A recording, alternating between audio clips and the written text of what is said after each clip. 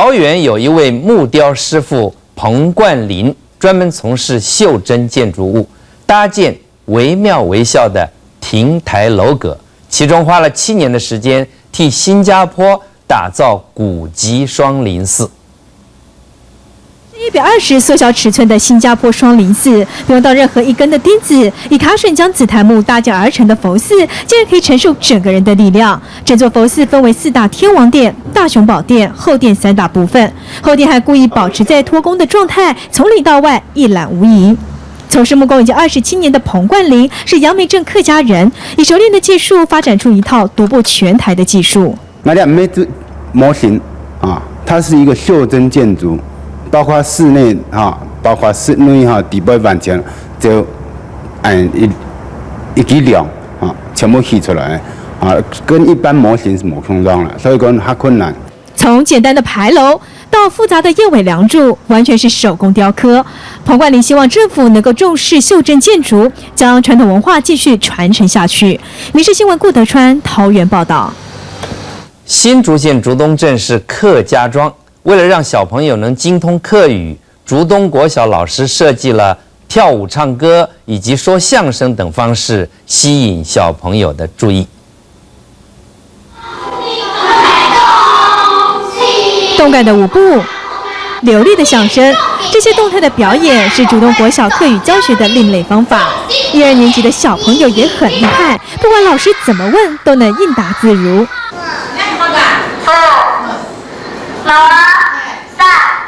客家教學嘅中科教師，一方面，你有咧小攝程度，你漢語教學偏向用嘅課本。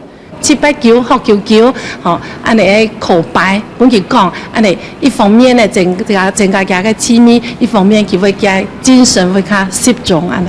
生动活泼的教学方式，小朋友学得好开心。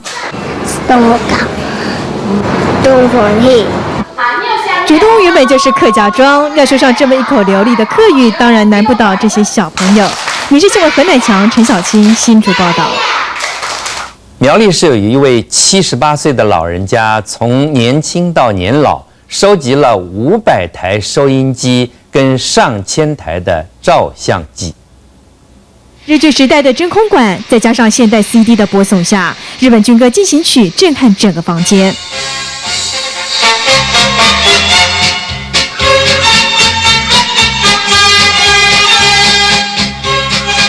70几年前的古董收音機，可是彭雙松最驕傲的珍藏。1922年，家下日本當開始放鬆，家下嘅 TP 嘅一整做嘅試用品，還有7台。除了500台收音机的收藏外，上千台的古董相機也是彭老先生的最愛。像是这个大镜头，曾为历史留下珍贵的记录。第二次世界大戰我差唔多我結束以前因為記住嘅美嘅派都4個清太站嘅這樣是比29個清太型嘅轟炸機都炸台灣。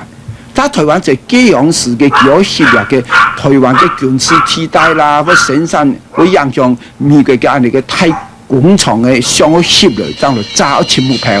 未來，彭老先生將成立一個影音博物館，把所有的珍藏統統展示出來，讓民眾一睹古物的風采。民視新聞何乃強、陳小青苗栗報道。